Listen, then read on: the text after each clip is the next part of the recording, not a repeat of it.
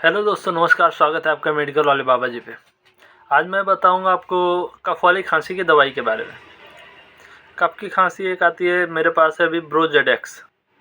इसको बनाती है डॉक्टर रेड्डी और मार्केटिंग भी इसी के द्वारा किया जाता है। ये कफ़ वाली खांसी की सबसे पेटेंट दवाई है और इसमें सॉल्ट होता है टर्बुटालाइन, सल्फेट, ब्रोमीहेक्सामिन, हाइड्रोक्लोराइड और गुआफेंसिन। ये 3 सॉल्ट होते हैं। इसको आपको, अगर आपकी एज 20 अबव है तो आपको एक ढक्कन सुबह शाम लेना है और आपकी खांसी एकदम गायब हो जाएगी। इसी तरीके से मेडिकल से रिलेटेड वीडियो को देखने के लिए हमारे चैनल को जरूर सब्सक्राइब कीजिए। Thank you.